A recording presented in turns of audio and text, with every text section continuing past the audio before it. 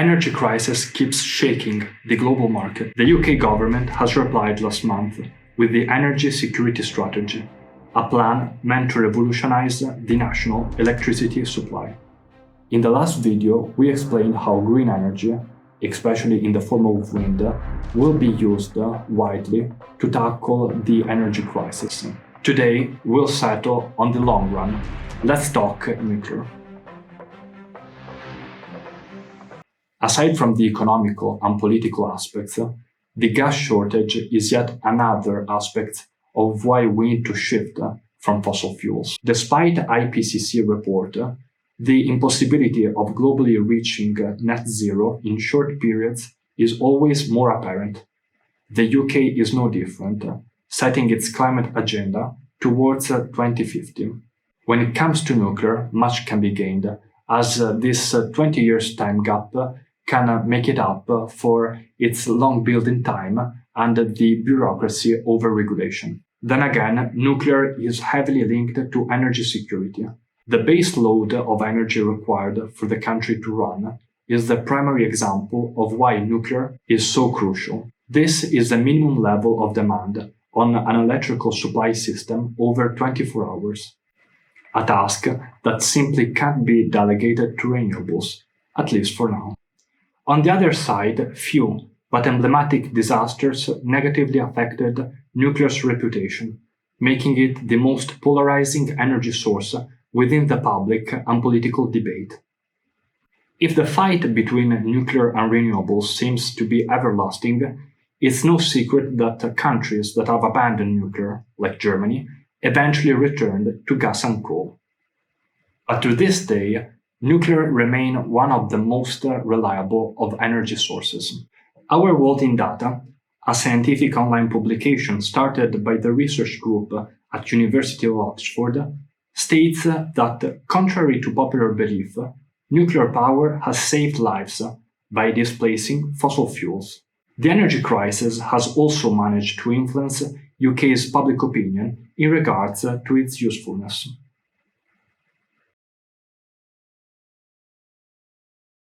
Currently, the UK features 11 reactors at 6 different power plants.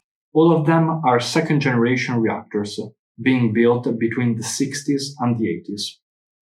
All reactors currently operating are GCR, gas-cooled reactors, aside from the one in Sizewell, which is a PWR, also known as pressurized water reactor.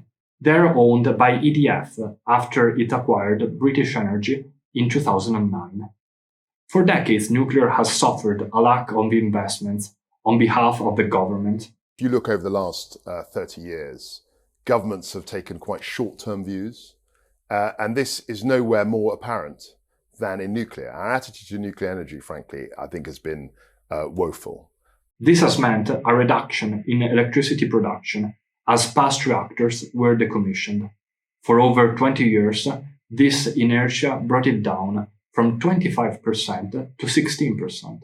As for the rest of the reactors, if their decommission is due within this decade, the Energy Secretary is open to an extension of up to 18 months to the life of Hinkley Point B in response to the leap in gas prices. Safety-wise, EDF Energy will have the final say after producing a safety case for extending the life of a power station. So what has the government have been doing since announcing its energy security strategy? How exactly will they get 95% of their electricity to be low carbon? Sizewell C in eastern England will host 2 EPR reactors. EPR, or evolutionary pressurized reactors, are third-generation reactors with better security, incorporating passive safety features. The history behind Hinkley Point C was less than fortunate, as 15 years are passing between the time EDF Energy asked for the 2 units to be approved and the time they are expected to be operational.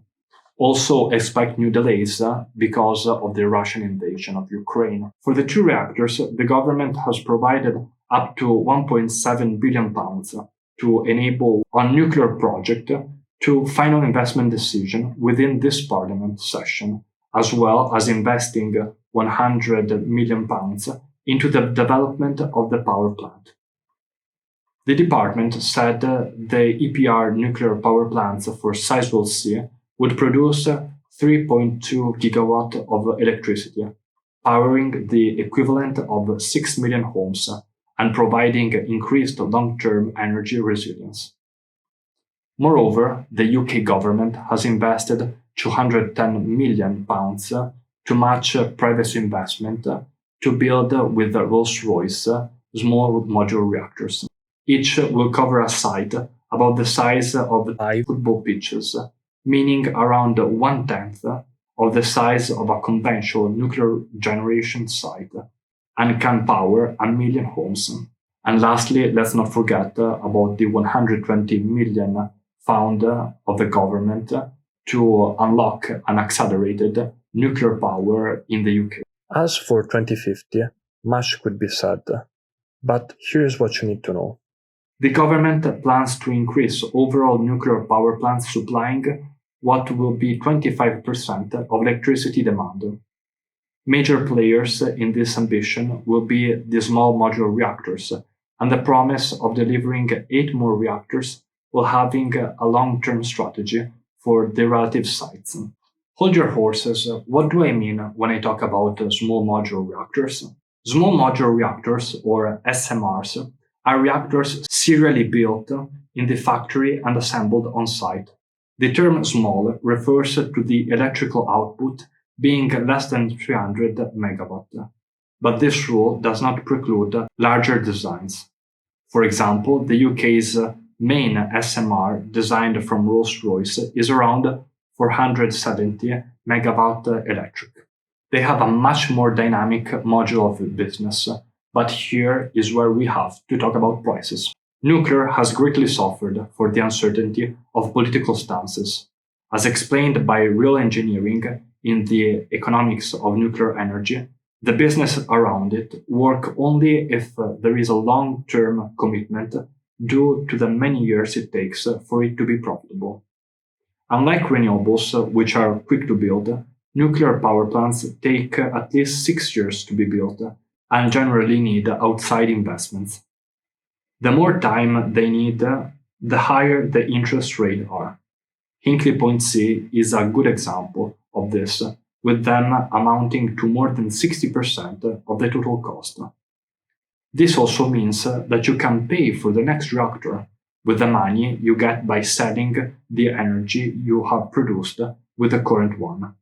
And talking about SMRs, the government has opened many possibilities. Rolls-Royce has said the company could create its first small nuclear reactor by 2029.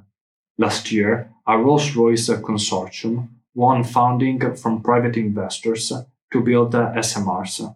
The government has pledged up to 210 million to match private investment. Bloomberg reported on South Korea's EPR 1400s. It is an advanced pressurized water nuclear reactor designed by the Korean Electric Power Corporation. Some of its pros are the 5-year of building time and the fact that it isn't too expensive. Lastly, NuScale Power, an American private company, could join the list, having had since 2017 a 5-point UK SMR action plan.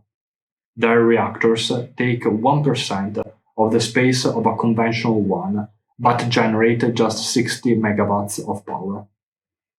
So, as previously explained, the current Ukrainian crisis has led this government to bet on reviving nuclear as a major investment for the UK's future energy security. This, however, might change depending on a number of factors, one of which is the basic understanding people have of this technology and the evaluation of the advantages and limits it brings, especially while fairly compared with other energy sources.